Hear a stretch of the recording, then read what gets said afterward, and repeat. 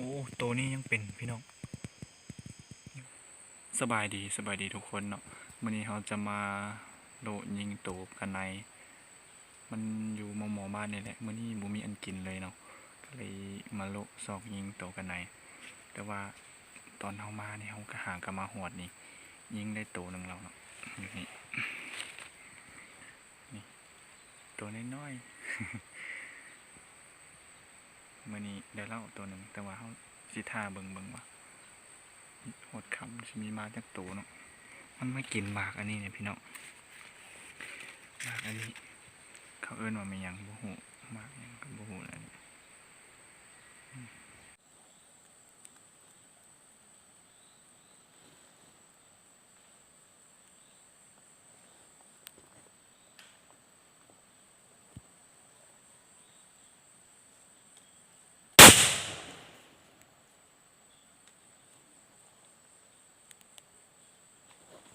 ยิงอีกบาทแล้ว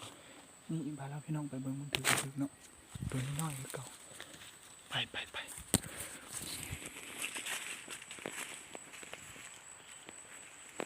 ป็นเบิ่งน้ำกัน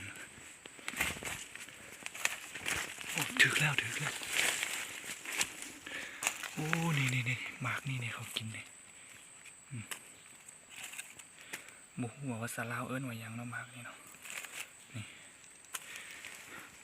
กินมากได้อีกแล้วตัวหนึ่งนี่โอ้ตัวนี้ใหญ่กว่าตัวเมื่อกี้เลยนี่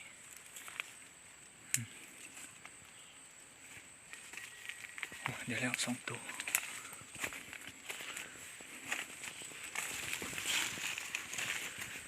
มา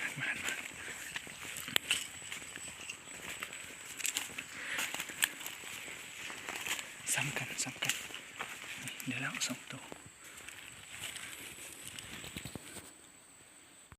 เดี๋ยวนี้เรามาประมาณ30 นาทีได้แล้วเนาะ2 ตัวแต่ว่ามันหมอได้แท้พี่น้องตำง้อยอยู่ทางหลังนะเห็นบ่ตำง้อกับมาโอ้เห็นสัตว์ใหญ่อยู่มื้อนี้แต่ว่าบ่ได้ยิงเดี๋ยวนี้ได้แล้ว2 ตัว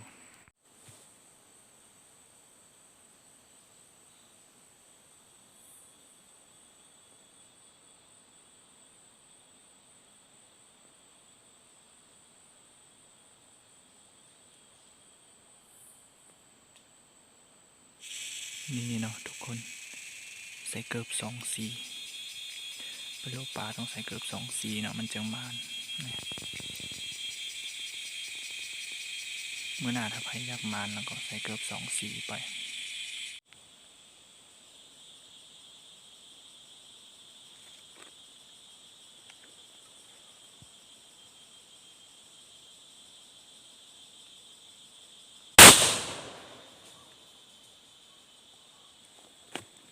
ตกแล้วเอาไปเบิ่งกันว่าได้บ่ได้เนาะ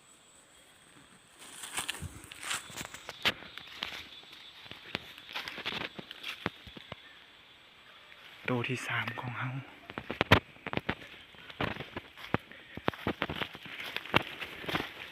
นี่ยิงบาทที่3แล้ว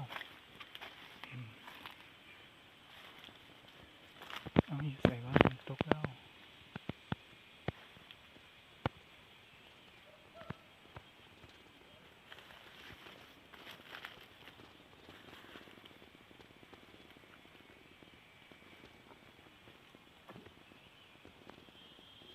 เอ้าส่องไม่เห็นลืมบอลตกมัน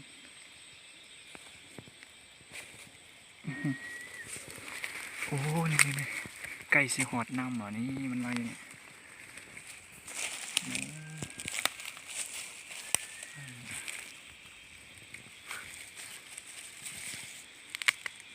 เดี๋ยวเราตัวที่3ของเฮาบนเฮายิงอยู่แคมน้ำเนาะ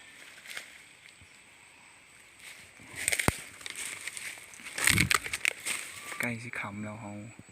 สิทาอีกเบอร์หนึ่งว่าสิได้อีกหรือบ่ได้ถ้าบ่ได้ก็สันนี่แหละถ้าได้ก็เราขอยถ่ายเบิ่งอีกเนาะ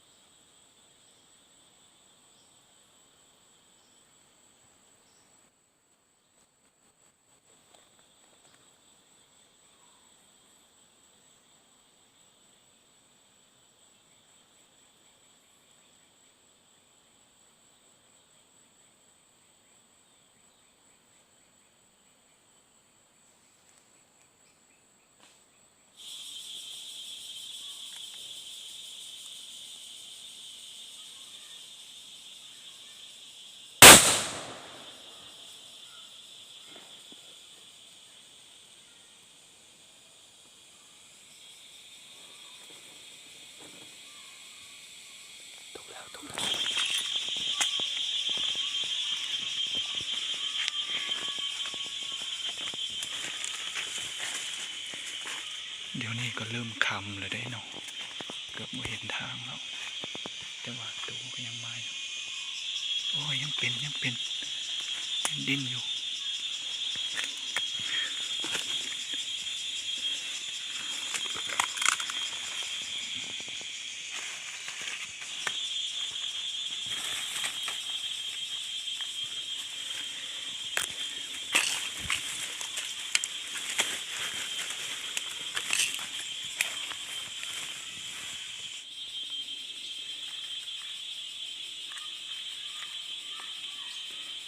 เดี๋ยวเราเป็นสีตัวนี้มัน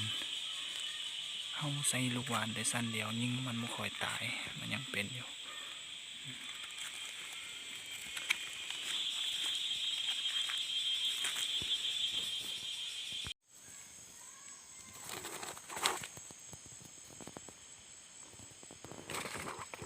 โอ้ตัวนี้ยังเป็นพี่น้องยังไม่ตายแต่ยังดิ้นอยู่เมื่อนี้ก็เขาก็ถือว่ามาหนึ่งเนาะเพราะว่ามาหมอนี่เด็กน้อยว่ายังได้ยินอยู่ได้สีตัวอุ้ยไปไกลเถอะวะเดี๋ยวนี้เขาชิเมื่อแล้วเนาะชิเมื่อกันแล้วมานี่น้องชายเอาให้เถอะวะเอาตัวอื่นก่อน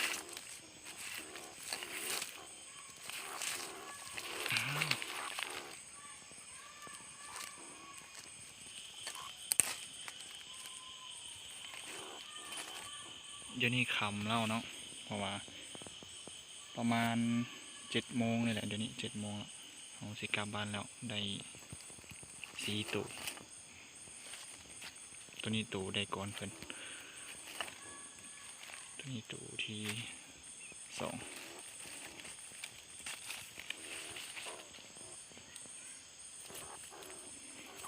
ตัวอื่นเข้าในมัดตัวนี้ให้มันจับอยู่นอกซะและสำหรับคลิปนี้เราก็สิจบเพียงเท่านี้เนาะถ้าว่าผู้ใดมักในการเข้าป่าหรือว่าโลป่าทำอาหารกินสินะก็ฝากกดติดตามให้ด้วยเนาะแล้วสิมีคลิปต่อๆไปให้เบิ่ง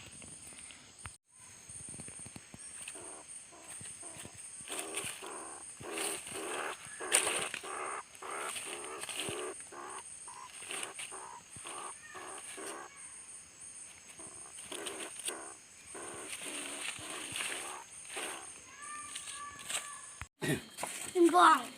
เดี๋ยวไหนกันเฮ้ยใกล้วันนั้นให้ยากบ่เจ้าเตยเดี๋ยว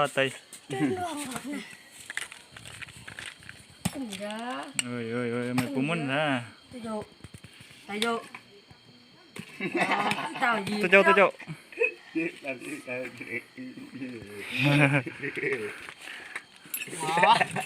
โอ้